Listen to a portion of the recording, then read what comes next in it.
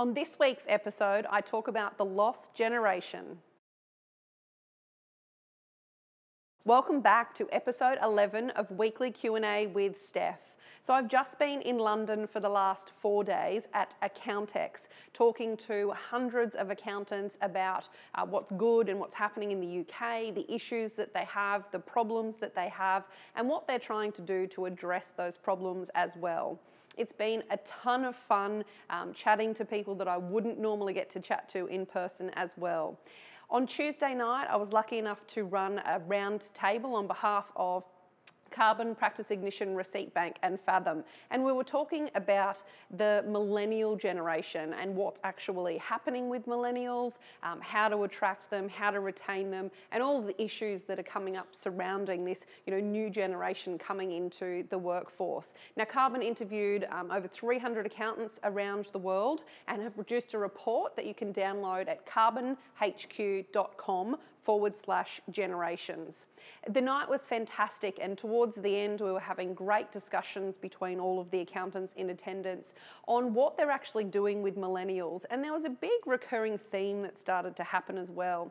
And it was this theme that it's not only millennials that people were having not trouble with, but that people were really having to change their systems and processes for, and really having to think outside the square in terms of attraction and retention.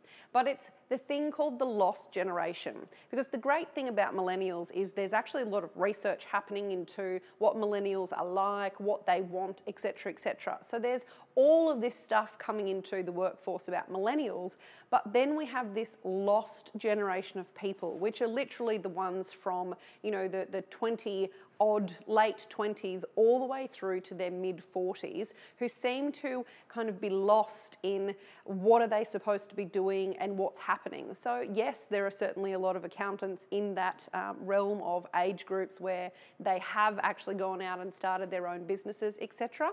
But likewise, there are a lot of accountants who are kind of in a little bit of limbo. So what can you do about this? If you're a partner in a firm and you've got a great team working for you, and if you're part of this lost generation. So if you're a partner and you have a great team working for you and you're looking to retire in the next 10 to 15 years, it's crucial that you start this process right now, because the lost generation are basically the ones who are going to buy your business in the future from you. So they really are your succession plan. So you're a partner, you've got a great team, what do you really do?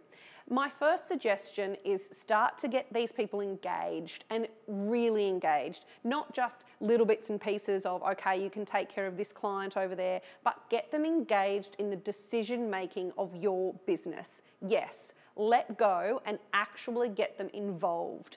Get them to be helping you make decisions on what services or new services the business can provide. Get them involved in your pricing. Get them involved in systems that you might be using. Literally every single stage of that process, you want to engage, you want to educate, and you want to impart your knowledge on this lost generation, because building these guys up right now is going to ensure and help you retain them, and also really ensure that they want to buy your business as well, because after all, they have helped in creating the business's future. So engage now, and get them excited about the possibilities of them becoming a business owner in the first instance. So this is true for any person in their 30s, their 40s, and even late 20s. They do want to feel engaged, but they do need that knowledge and they do need that assistance to kind of get from point A to point B. So my challenge to you is start now.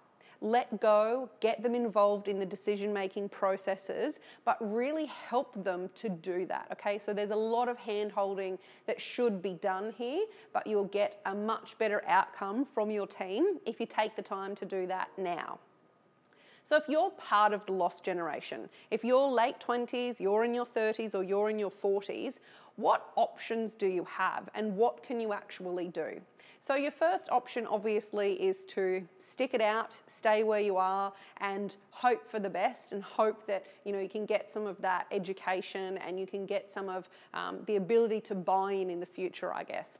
Or hopefully, fingers crossed, this isn't you, but stay there and not have any career progression. The other alternative for you is to cut ties and literally go out on your own right now. And if that's something that you are thinking about doing, I have one piece of advice for you, and that's find what you're really passionate about. So sit back, take some time and work out, who do you really enjoy working with as clients? What services do you really enjoy providing? And what are you really passionate about being able to deliver? Why is that the most important thing? Because it's going to set you up for the base of every single thing for your business in the future. If you know exactly what you're good at and exactly who you want to do those things for, it's much easier to build a business. You can build your services, you can build your clients, you can build your marketing and everything that you need to about a business around those things. Because let's face it, one of the biggest issues that we all have when we're starting our business is getting new clients and getting set up properly. So if you have nailed what you're passionate about, everything else will start to fall into place for you. So that's a wrap on episode 11 of Weekly Q&A with Steph. I absolutely loved my time in the UK chatting to all of the accountants, and I can't wait to keep these conversations going. As always, don't forget to press the subscribe button so you never miss an episode. Keep the questions coming on Twitter using the hashtag StephQA, or keep them coming on LinkedIn and email, whatever suits you. I just love collaborating. For those of you who missed it, the report is at karbonhq.com/generations.